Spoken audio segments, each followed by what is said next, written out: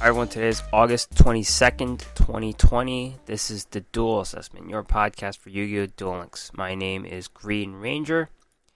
This week there isn't a ton going on in Duel Links, so I thought it would be time to wrap up Synchro Monsters. And what better way to do it than having a awards show? So this is the, Duel Assessment Awards Show Synchro Monster Edition. There's probably a better way to call it, the Synchro Monsters Awards Show or something. We're going to go over not every single one, but we're going to talk about the best Synchro Monsters, some key turning points in the history of Synchro since we've been dealing with them for almost 2 years now, and kind of just closing them out in advance for the upcoming XZ's Zexal World. And that kind of ties into the podcast question of the week, with everyone kind of talking about what the most reliable synchro, their ace synchro, has been for the last 2 years. We also have some few things from the Tag Duel Tournament, 2 new cards there. Dimmaduel has Silent Gouki, so if you're a fan of Silent Swordsman and you like battling with Gouki's battle phase effects, things like that, Dimmaduel has a more competitive deck for you this week. We'll go over whatever is left. Not a lot going on, but most of this episode will be that award show for Synchro Monsters. So I have not hit King of Games yet in my week. I'm almost there. I'm at Legend 5. And I've been to the promotion match, actually. I've lost the promotion match. And I got deranked to Legend 3. It's rare that happens to me, where I guess keep playing and I derank a lot. But that's a normal thing, and I came back, so back to Legend 5. I might hit King of Games today. I kind of wanted to do it before I recorded this episode, but things don't work out sometimes. Kind of the theme of life, things don't work out sometimes. I guess that's people should get tattoos of that. But what I'm doing, I tried to flex by hitting King of Games with a nerfed Witchcrafter deck before the nerfs. I was playing the two Charge of the Light Brigade, 1 Holiday Edition, ever since they announced it, and failed to do that. I am playing -1's deck, not the exact deck, because I don't have all the Galaxy Cyclones, but playing a lot of Night Beams, Galaxy Cyclone, and in replacement for the Galaxy Cyclone, I'm using Fire Formation Gyaku. I was playing some other version before with Nobleman of Extermination, which is sneaky good because you could actually look through your opponent's deck. So if you want to look through your opponent's deck, you could use Nobleman of Extermination. There's also Sky Striker Jamming Waves. That was a little situational because it didn't always destroy a back row depending on what you had on the board.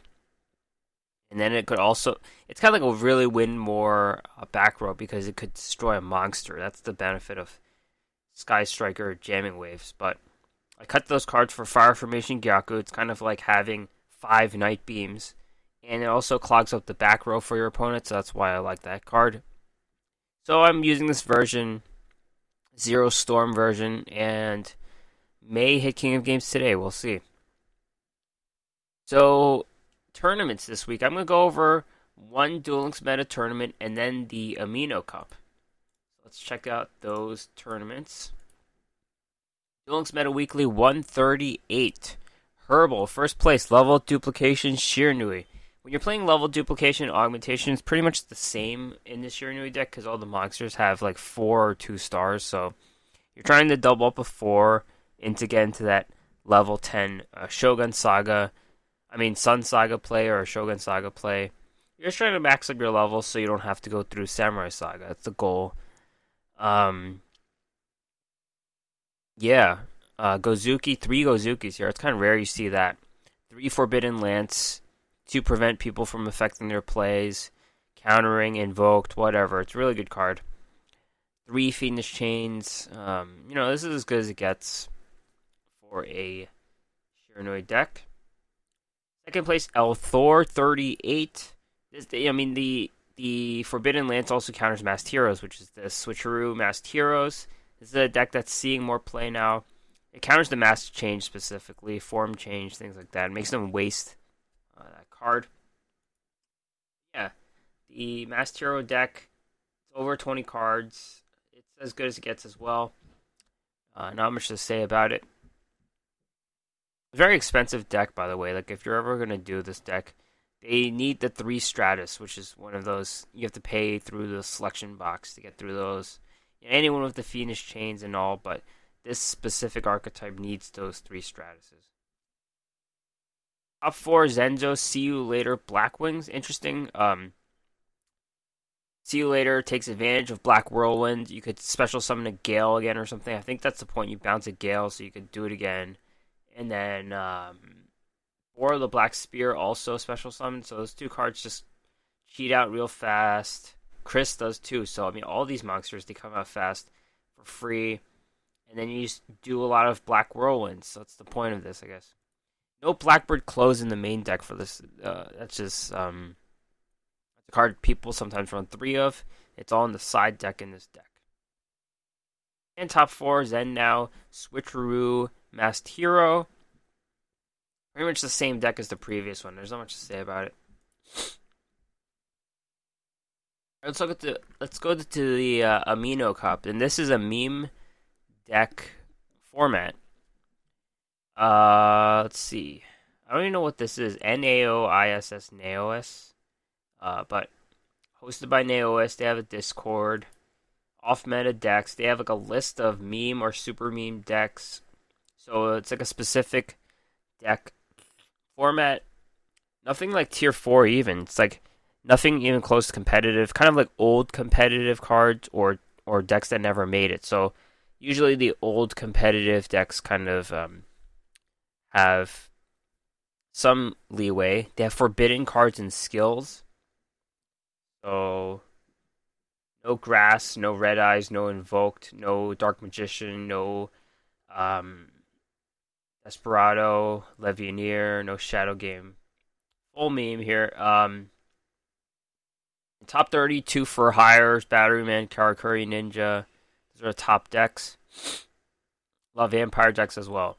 Let's go through the top decks. First place, Ryu BR, Level Augmentation Karakuri. It's funny, Karakuris used to be in the meta. They disappeared. And this deck comes back and it looks exactly the same as they did. What are the chances? Like, so many cards have been released since Karakuris were good, and it looks exactly the same. 3 Ninishi, 3... how do you say this guy? Inasachi, 3 Nisamu, 1 Nishipachi. So, those are... There's no Hypa in this deck. That's the notable difference, but all 3 of the core tuners, 3 of the searchers, 3 of the level 4s, 1 of the alternative tuners.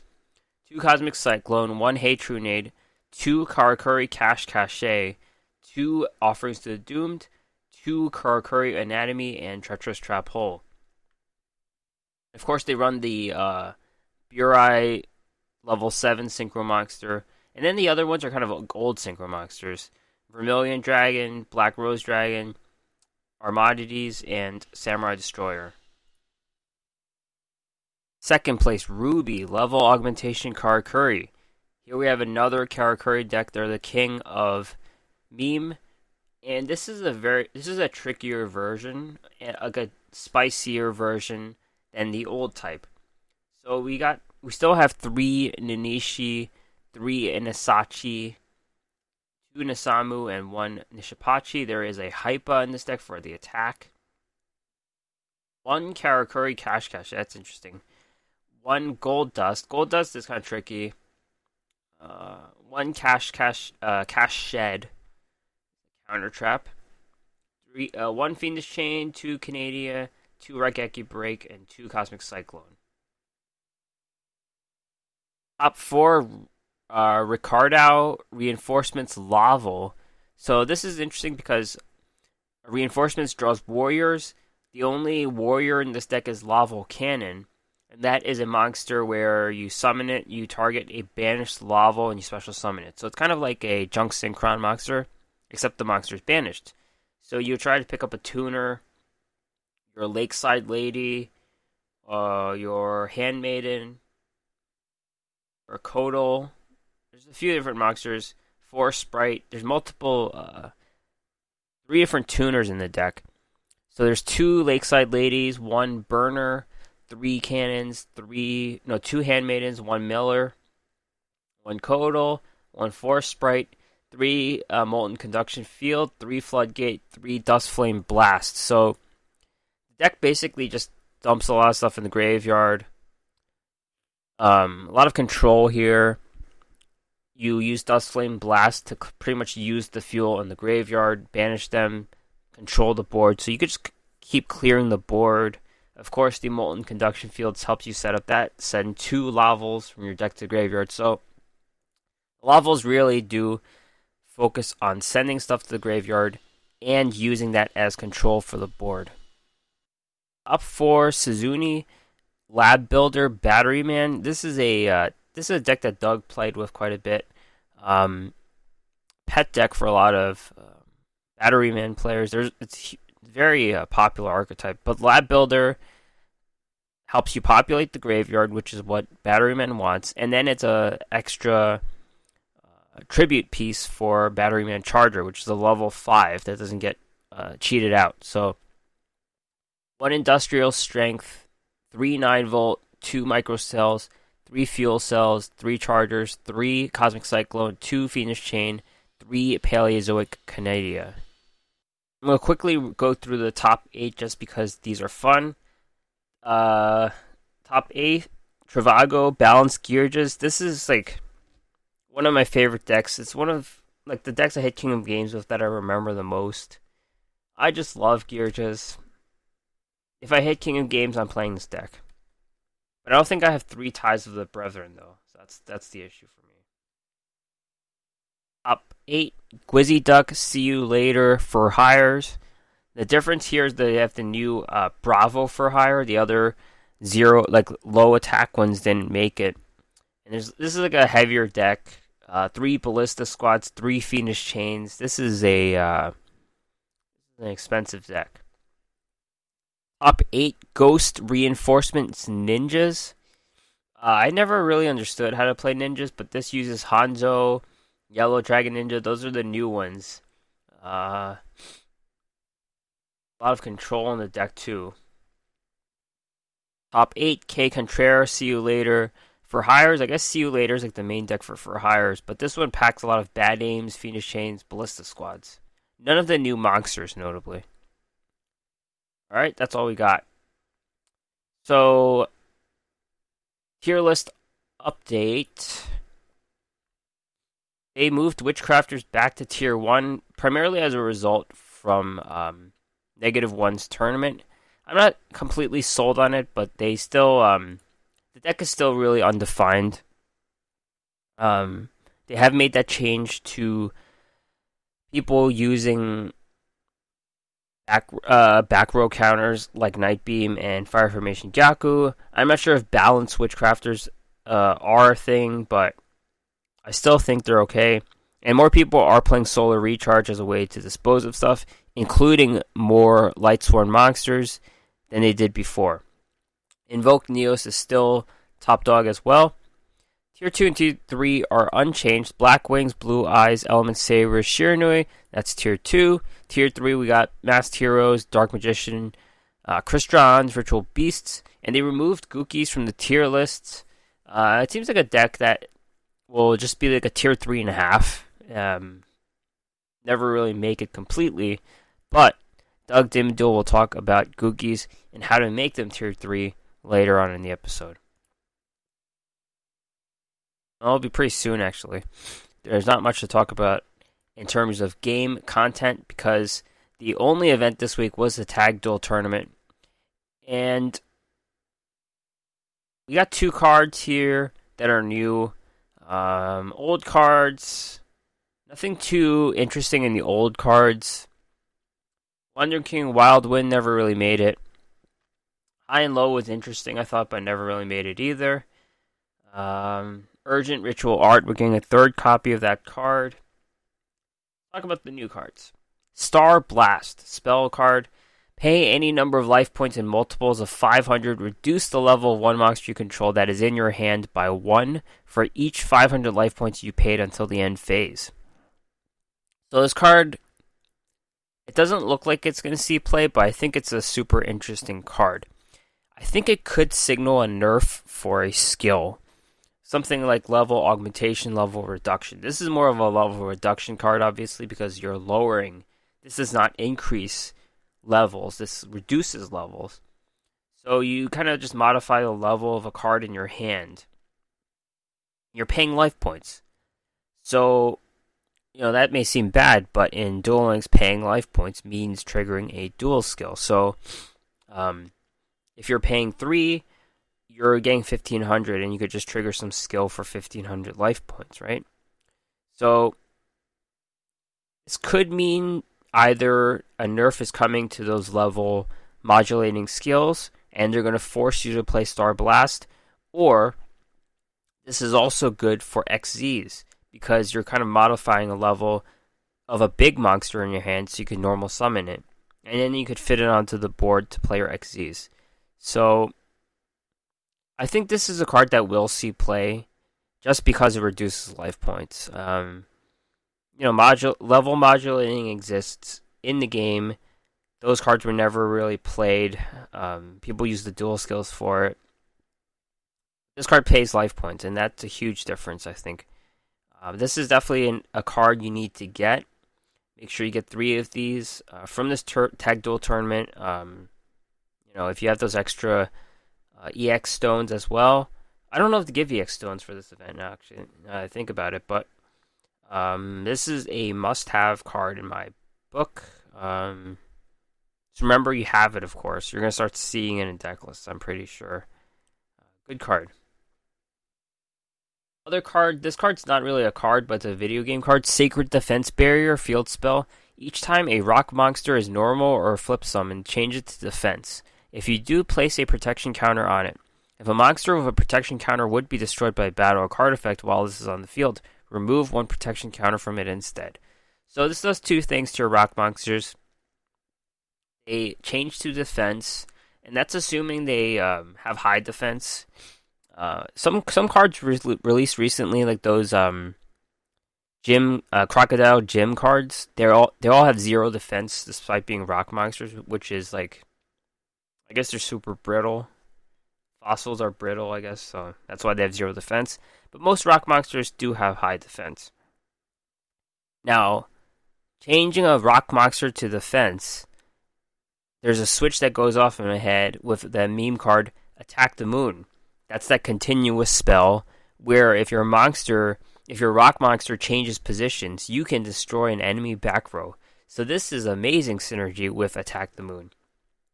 The problem is having a field spell and a continuous at the same time. You could do it though, and you just normal summon a rock monster, they flip, destroy back row. It's great control. Pretty much all the back row you need. You don't really need to run Cosmic Cyclone if you're doing all that stuff, so that's a nice strategy. Now, there's a big problem with this card, and that is that the best rock archetype are Magnet Warriors. They're kind of tier 4-y. You could definitely hit King of Games with Magnet Warriors if you want. They already have a field spell. They have Magnetic Field, and there's no reason that you would run Sacred Defense Barrier over Magnetic Field. Yeah, Magnet Warriors are not going to run this card.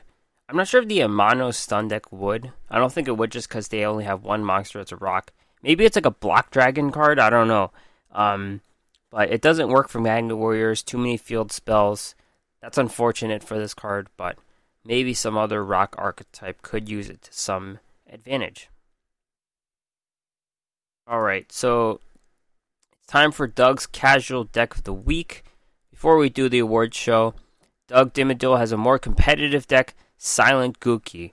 If you like those battle phase effects of Goukis, if you're a big fan of Silent Swordsman, I know we have a lot of those online.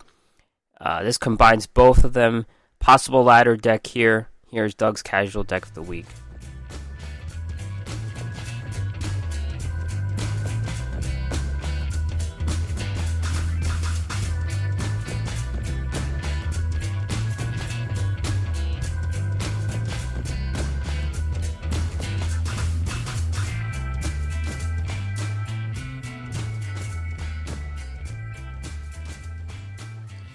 Hey there, this is Doug Dimmaduel with Doug's Casual Deck of the Week.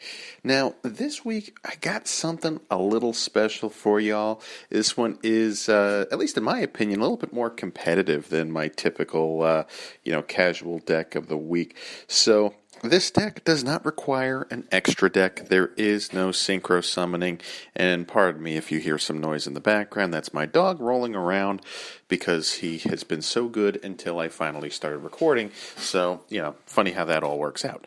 Now, anyway, this deck, it's got a little bit of a twist on it. I wanted to bring back the Silent Swordsman, I would say quote-unquote engine. But I just kind of want to splash it in there with a deck that's been sneaky competitive in competitive play, and that's the Gouki archetype. So you got Gouki Suprex, you got Gouki Twist Cobra, and you got Gouki Risk Scorpio. And those are really and I guess too, I also had a Gouki Iron Claw in there as well. So you got a few Gouki cards that are just really, really good. They all have a very similar effect in which when they are tributed or when they are sent to the graveyard from the field, they can search out a Gouki card with a different name than the one that was sent from the field to the graveyard. This is really good because it has a lot of synergy with the Silent Swordsman that requires a special summon via tributing a warrior monster. Now, all these Gouki cards are all warrior monsters, so it works out very nicely. So I like to run, of course, you get the Silent Swordsman from the, I think it was the EX structure deck. So you gotta kind of dip into that wallet there if you don't have these. But run 3 copies of the Silent Swordsman. This card is great. Must be special summoned from your hand by tributing one warrior type monster and cannot be special summoned by other ways. Once per turn during the standby phase, this card gains 500 attack. So it's during your standby phase and your opponent's standby phase, 500 attack boost per turn. But also, this is why this card is so great. Once per turn during either player's turn, when a spell card is activated, you can negate the activation. If this card is destroyed by battle, or if this card in its owner's control is destroyed by an opponent's card effect, you can special summon one Silent Swordsman monster from your deck or hand. And that's why I'll run the 1 copy of Silent Swordsman level 7, 2800 attack. It negates all spell cards on the field, which is phenomenal because, let's face it, we're going to be hanging out on the ladder, and people are going to be running Invoke decks. So the sooner you can get your Silent Swordsman onto the field and maybe get into your Silent Swordsman level 7, it could completely shut down your opponent's deck if they're running a Neos deck or a some kind of invoked deck as well, where they're relying heavily on spell cards that go into fusion plays. So really, really good stuff. But I like Gouki Suprex because when you normal summon it, you can special summon a Gouki card in your from your hand that has a different name, or actually it doesn't have to have a different name. I take that back. So you could actually use your Gouki Suprex to special summon another Gouki Suprex. So really good. The Twist Cobra is really one of the drivers to kind of get over those beefier monsters because you can tribute any Gouki monster, target another Gouki monster, and it gains attack equal to the tributed Gouki card. So, that's the difference between getting a 3,400 attack monster and maybe not being able to get over some of those monsters. But and of course, you could use your Gouki Iron Claw, which you send from your hand to the graveyard to boost a Gouki by 500. I just do this to have at least another option to search out when your Goukis are being sent from the field to the graveyard, and just the 1 copy of Risk Scorpio. So I do run the 3 copies of Suprex and the 3 copies of Twist Cobra. Those are the really good ones. Just having a Risk Scorpio, it allows you to just have a 2,300 beater, pretty solid in my opinion. Now, what my spells and traps look like are pretty straightforward. This is pretty standard for a Gouki, at least, to have the Ballista Squad UR trap card. You tribute 1 monster, then target 1 card your opponent controls and destroy it. This is really effective in clearing the board. But I've also found, because I was kind of experimenting around with what other traps I should use, I was thinking of, running maybe, something that negates an attack. What was that counter gate card? Didn't really find that to be much effective. I found that Regeki Break is a pretty good card because at least you always will, well, for the most part, you'll probably have at least 1 card in your hand to use as discard fodder for the Regeki Break. Because usually you'll have some kind of effect where your where your Gouki will search out another Gouki. You'll have one in your hand, and you're going to discard it to basically pop a card on the field. So I'll run my 3 copies of Regeki Break, and then my 3 copies of Ballista Squad. That's my my trap setup, and it's been very effective. It's a very disruptive back row, in my opinion. Yeah, if you run into a deck where stuff can't be destroyed or when stuff can't be targeted, yeah, it throws a little wrench into things. But for the most part, hasn't been much of an issue, getting into Platinum, getting into Legend, in the ranked ladder.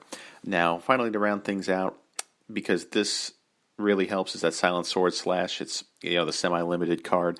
It's great because it boosts your Silent Swordsman by 1,500 attack and defense, and it also cannot be negated. So it doesn't matter if you have your level 7 Silent Swordsman on the field. This spell cannot be negated. But the other reason why I like it is in combination with Regeki Break, is to send the Silent Sword Slash from your hand to the graveyard, and you could use Silent Sword Slash's other effect where you can then banish it and search out a Silent Swordsman from your deck and add it to your hand. So it really goes back into that card advantage. You're able to keep on searching stuff out. This is a very flexible deck. I like to use Restart as my skill. That way, depending on what it looks like I'm going up against, I can try my best to get a Silent Swordsman in my first hand, if it seems like it's going to be a spell-heavy deck. But other than that, yeah, this deck is a lot of fun. It's very, very effective on the ladder. I've been climbing very easily with this type of deck. I'll see other builds with Goukis running the Necro Valley and all that stuff. That's great and all, but it wouldn't mesh well with a Silent Swordsman deck in case I negate that, Necro Valley. So that's why I'm kind of leaving that whole function out of this deck and really just kind of going for a Ballista Squad Regeki Break, pop cards, and then, hopefully kind of win a duel very quickly while negating your opponent's spells, which is, again, a pretty good strategy in this current meta. So, anyway, that's kind of all that I got for you this time. That's it for my casual deck of the week. I will see you next time. Take care.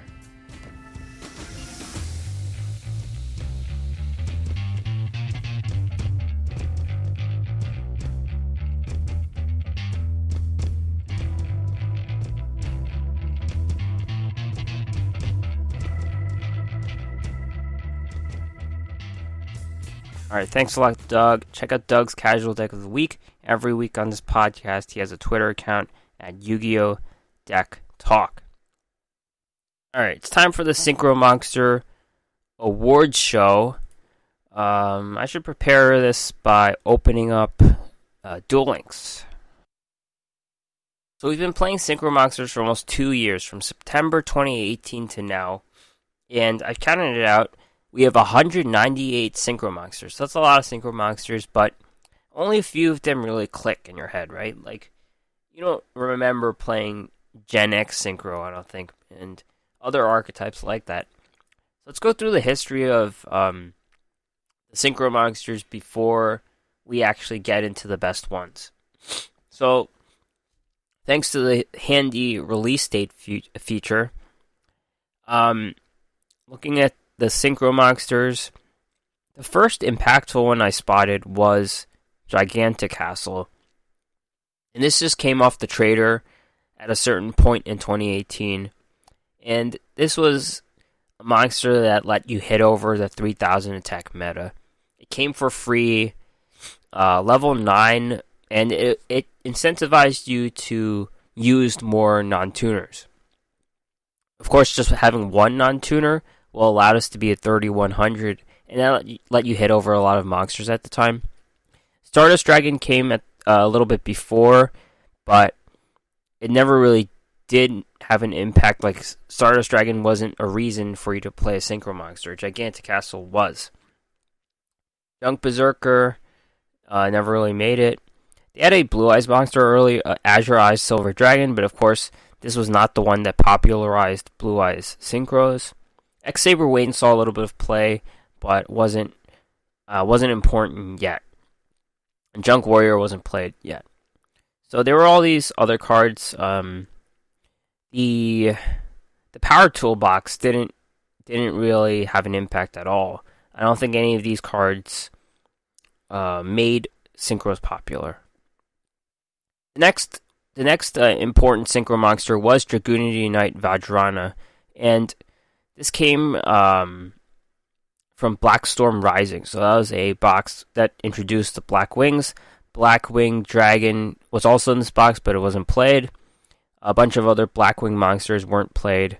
So Dragunity Knight Vajrayana, Gay Dirge, those cards were all together. Barca. No one played Trident. Gay Bulge, people played Gay Bulge. So I remember Vajrayana being Dragunities always were an OTK deck, and this was the first reincarnation of it. It doubled its attack to 3,800, so that was something that was really strong about this card. And I remember Dragunities came up from this deck. So when this box Blackstorm Rising came out, Dragunities were the main beneficiary from it. Now we leap forward to the next box, Secrets of the Ancients, and this had some interesting pieces too. Notably, Armades, Keeper of Boundaries. People finally had a level 5 Synchro monster to play. Negating effects was very important at the time. Powered Inzektron was a level 6. This card continued to see play into Crystron, so it was played then, it disappeared, and then it became an option for Crystron. So Powered Inzektron was probably the first level 6 monster synchro that you wanted to play. So those were impactful from the Secrets of Ancients box. Ancient Fairy Dragon didn't really see play yet until later on. They came pretty good in Black Wings later on, but didn't see play yet. So moving on to the next box, Revolution Beginning, we got our first archetype. That was Karakuri. Karakuri Shogun Model 0 Burei, level 7. This came along with the other Karakuri pieces, and it was kind of the first synchro archetype, I would say. You know, we saw those synchro monsters before. Black Wings weren't played. Dragunities, I guess Dragunities were there, but they're not fully fleshed out. This is kind of like the first fleshed out archetype with the Karakuris, and they did it pretty well with the double summoning ability of Nanishi. So, Burei was very important at that time. The Fabled Monsters came this set too, but they weren't played. Junk Destroyer came later on. That wasn't... It could have been the same box. Not sure. But Junk Destroyer was played a little bit, but was never really like a tiered deck. The next card, Avenging Knight Parshath. This came from Ranked Duels reward, probably the next season. And this allowed you to play that counter trap deck. So, Rebirth of Parshath. So, the counter trap deck became a kind of a low tier deck. Not even tiered, like a tier 4 deck. Counter trap strategies became a thing. They still exist to be a thing, but they're not great. But Avenging Knight Parshath allowed that synergy with Rebirth of Parshath. That was important there. Next came a selection box that gave HTS Sihemith. This was a card that was included in a box later on, but for now, this was a card that people who dug through that selection box got, and they did play as a level 6 as a quick banish. The Aroma card was released, but wasn't really a huge deal. Tornado of Phantoms came, and that gave you Mistworm, level 9 Synchro Monster. It wasn't a super popular card, but it did win a lot of people some games, so Mistworm deserves a shout out there. I personally liked Psychic Nightmare from the same box, but it wasn't as important. Now the next big box, let's see. Archfiend box didn't really make an impact. Dimension of Wizards. This gave you Arcanite Magician. Arcanite Magician still sees play to this day as a Synchro Monster option. Of course, it limits you to spellcaster type decks, but it was pretty good where it was. This box also gave us Gaia Knight, the Force of Earth. Now, biggest archetype to date in this description is Warriors Unite. Legendary Six Samurai Shi-En came in Warriors Unite. Here we kind of have like the first tier 1 Synchro deck. I'm not sure if Karakuri's were ever tier 1, but we got a tier 1 deck in Samurais. Shiten level 5. People also played X-Saber Wayne from one of the earlier boxes here, so some of the level 5 Synchro plays here, and Samurais became one of the best decks around. This box also gave us Stardust Charge Warrior as a level 6, pretty good. The other cards aren't really there. So after Shiten came the box Blazing Rose. Blazing Rose gave us two really, really important Synchro monsters that are like, one of the best. Vermilion Dragon Mech in your level 9 slot, and Black Rose Dragon in your level 7. So these cards kind of became core Synchro piece, like menu options, like forever. And, Black Rose Dragon, we were kind of waiting because we got Akiza for such a long time. We didn't have this last Signer Dragon, and it finally got the last Signer Dragon. Black Rose Dragon just blew up the board. It just got you out of so many situations, and Vermilion Dragon Mech pretty much cemented itself as the best level 9 Synchro monster. The Blazing Rose was a really big deal.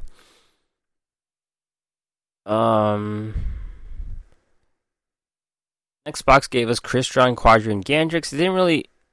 I can't really say that card was a big deal outside of Crystron's.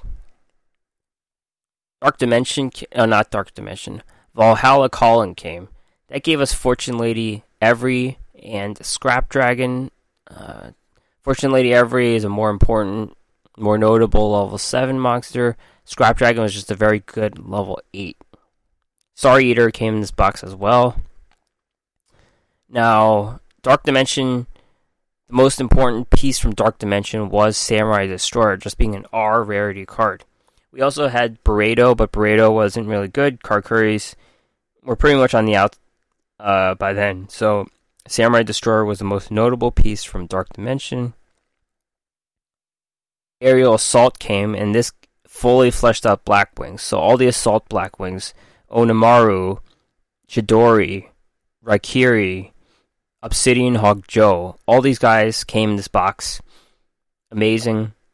And also this Aerial Assault box also gave us Bryonic Dragon of the Ice Bear, the best level 6 Synchro monster around. Some of the best Synchro monsters came from Aerial Assault. Now immediately after, we got the mini box Soul of Resurrection. This gave us all the Shiranui monsters. Squire Saga, Sun Saga, Shogun Saga. So, these guys were all in the next box. Cyframe Lord Zeta came into the one afterwards. That wasn't bad either, I think. It's a notable card, but it's not the best card.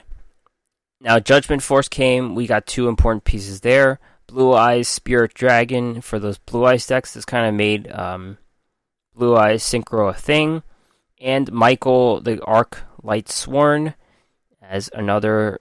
It made Light Sworns a thing at that point.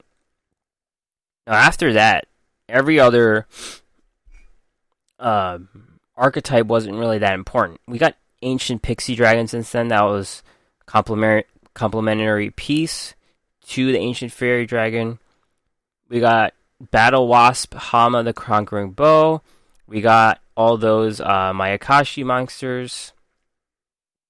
We got the Excel Synchro monsters.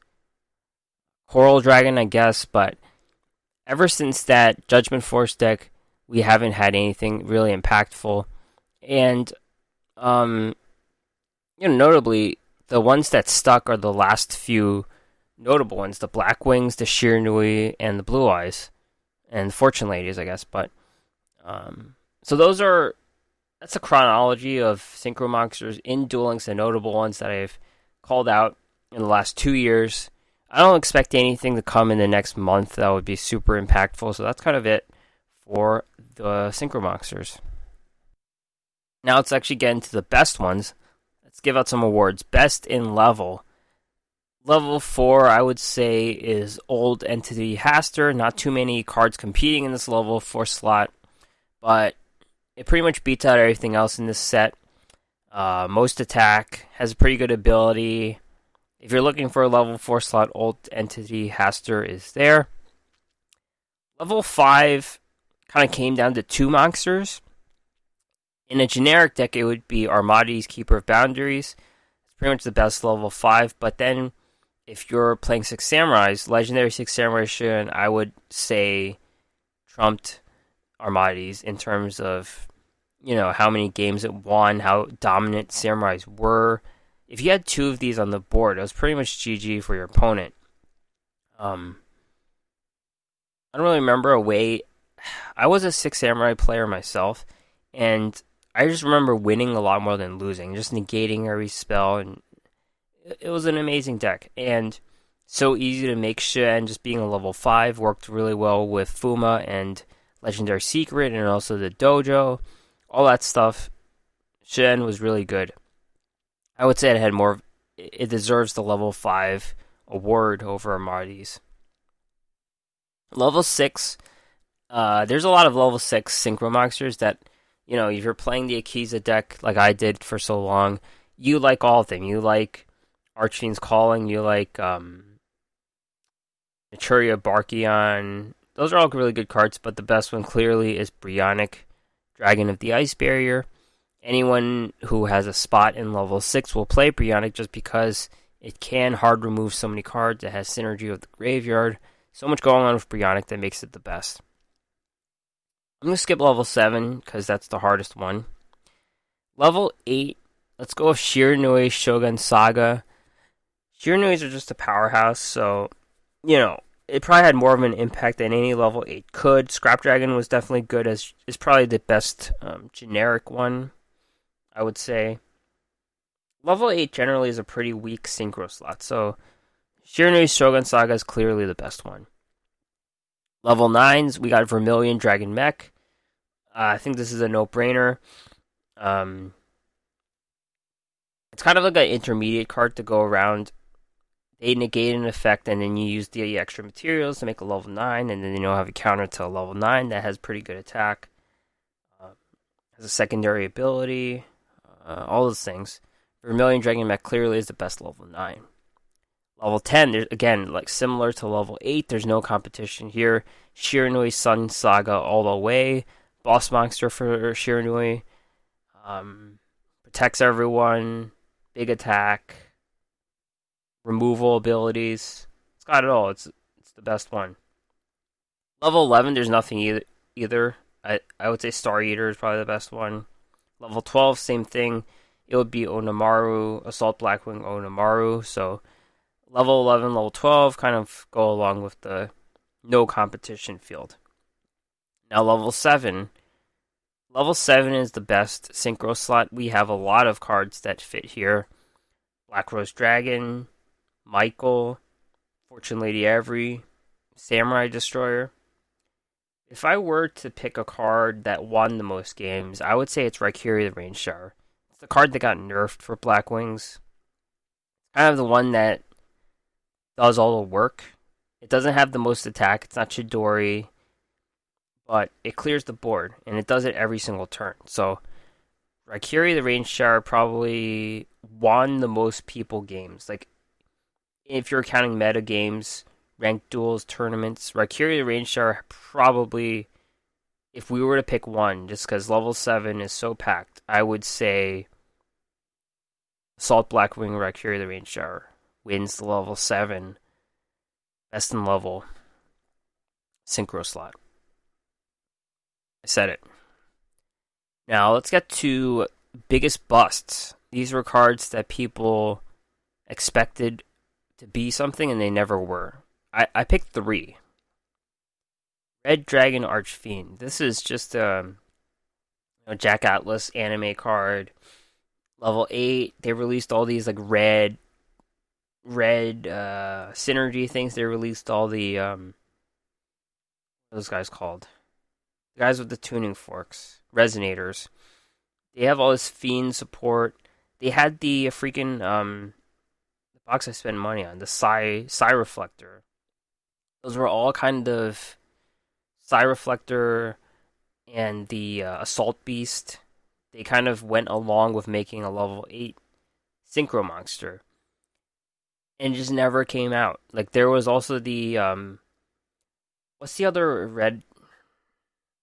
There's like a special assault mode, like an assault mode Red Dragon Archfiend. That never went anywhere. Like I don't remember seeing these decks anywhere in tournaments. Like it just completely failed. Speaking of complete failures, there were the aliens, Cosmic Fortress Golgar. I definitely went all in with aliens because they were one of my favorite decks. I feel like I may have hit King of Games with aliens before in the past, so I had a natural inclination of playing the deck. It just completely failed. This card goes on the board and it gets floodgated. Like I think that was just the theme of the deck, like getting floodgated, and that was it. It just had no immediate effect. That it had strong effects. A counters were really good, but it just got flipped over too much, I think.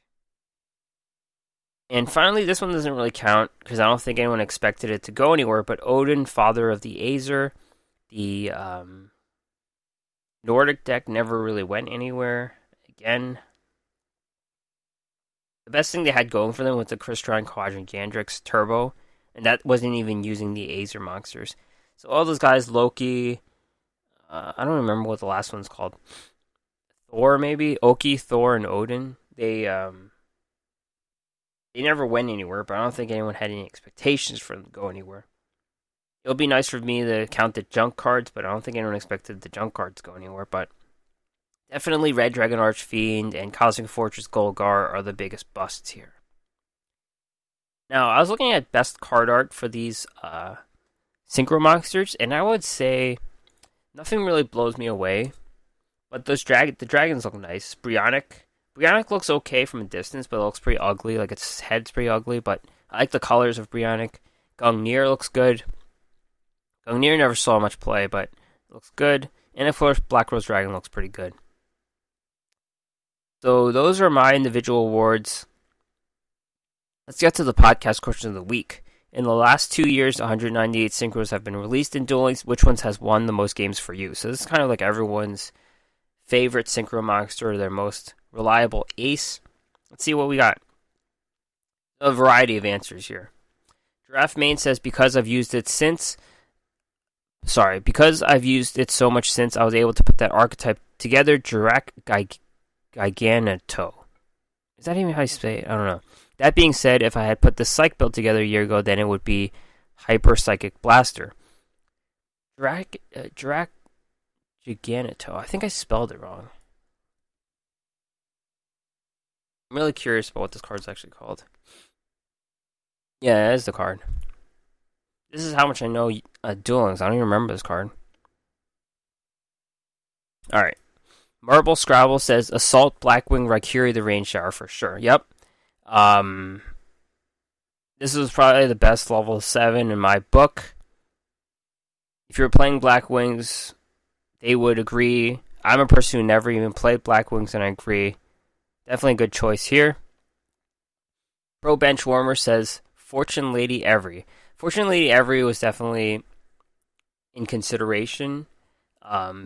Non-target banish, coming back every single turn, being high attack. Fortune Lady Every did a lot of things right.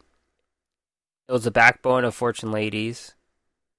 It was just a great level 7 that was easy to make. A lot going on for Fortune Lady Every. So definitely one of the best synchro monsters to appear in the game. The L game says Black Rose. Yep, Black Rose Dragon. Black Rose Dragon, I wouldn't say has won me the most games, but it got me out of the most situations. It's one of the most important synchro monsters because your synchro monsters are a menu to help get you through things. So definitely the like Chaos and Destruction, Black Rose Dragon's there for you. And this is so stupid, but I didn't realize that Black Rose Dragon had a second ability for the longest time. Like, I didn't know it had that ability to turn a defense monster into 0 if you had a plant monster in the graveyard. Like, I had no idea, but Black Rose Dragon, one of the best. Now, Too Old to Yu-Gi-Oh! Says Samurai Destroyer. This one was a card. Rain is right here. this was a card that I discriminated against, and it is in a lot of Synchro decks. It's one that I just put in, and it just gets you out of situations. It's kind of like a bigger Armades, but a little bit different. It completely collapsed Fortune Lady Every, anything with an effect attack. So I definitely swung into this card with Fortune Lady Every, and I lost. Negates effects from monsters, like Yubel decks, Fire Kings, anything like that. Just a really solid card. I wouldn't say it was the best for me, but it's up there in terms of importance as a level 7 monster as well. Senshin Hat agrees with Rain. I've had a fair share of people try to slam their Fortune Lady Everywhere Grand Maju into my Samurai Destroyer. There you go. Jake Nady says Dragunity Knight Ascalon. This is the Dragunity that put it all together before Vajrayana, so this was the second reincarnation there.